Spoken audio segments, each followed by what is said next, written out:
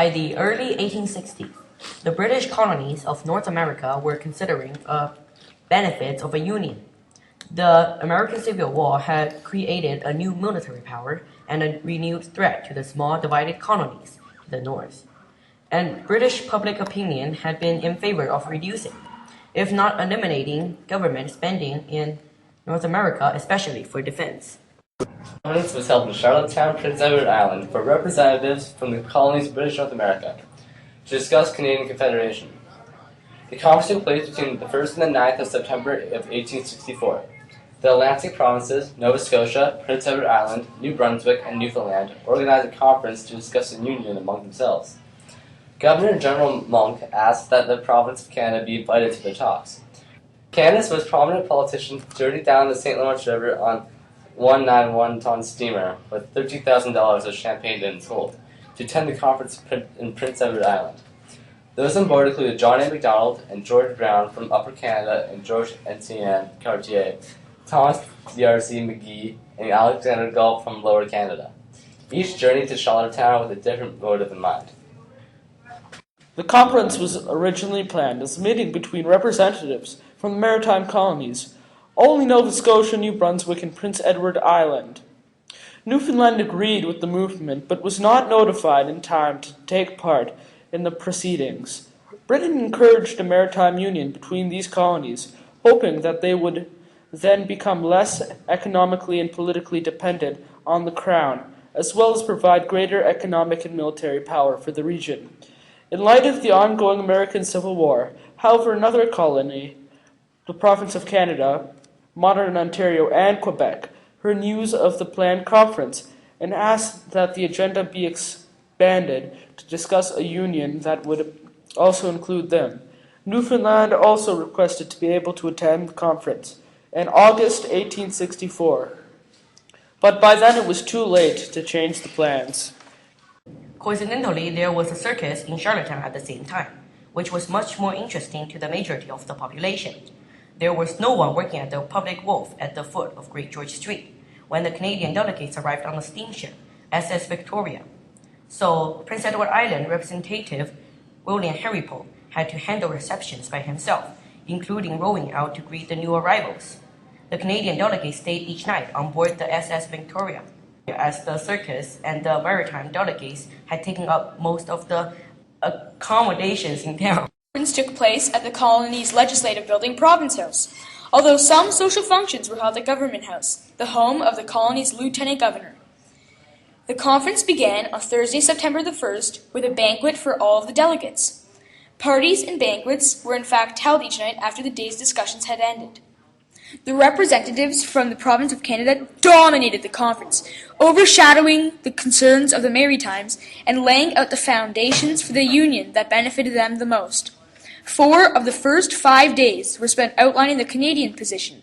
The Maritime representatives did not discuss their own plans until September the 6th and September the 7th. Canadian delegate George Brown spent 2 days discussing the details of the proposed constitution, which would keep Canada within the British Empire, but would not include any of the problems which had led to the American Civil War. Cartier felt that if he could persuade the Maritimes to join in a union, together their population would balance that of Upper Canada.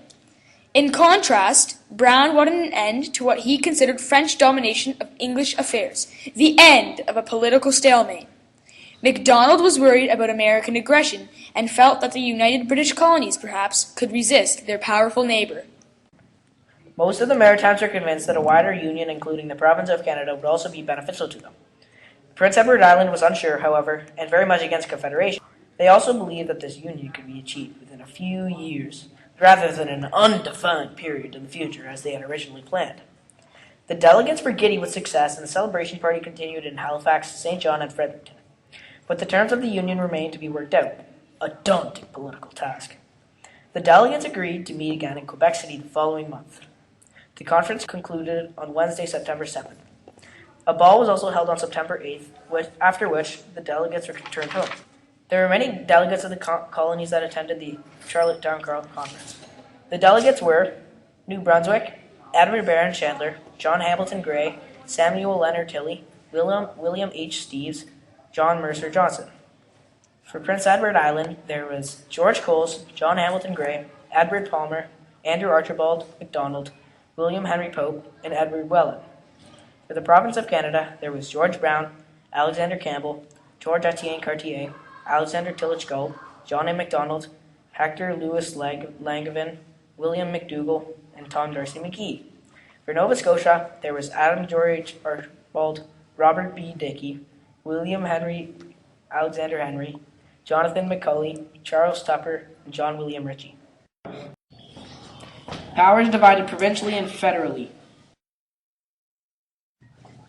Federally, they were in charge of tax, income tax, tax on corporations, import duties, national defense, the military, Aboriginal affairs, Indian reserves and support, criminal law, murders, smuggling, theft, and anything that wasn't made a provincial power or invented at the time.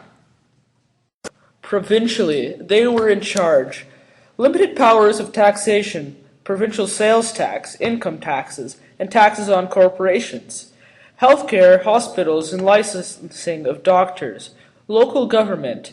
The City of Toronto, Essex Country, roads and bridges, maintaining highways that connect communities, education, school boards, colleges, and universities.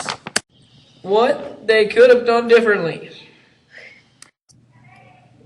We think that they could have asked the province of Newfoundland to come to the conference sooner.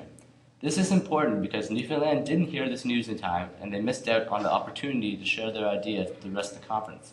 If they had been there, the events that happened could have played out differently.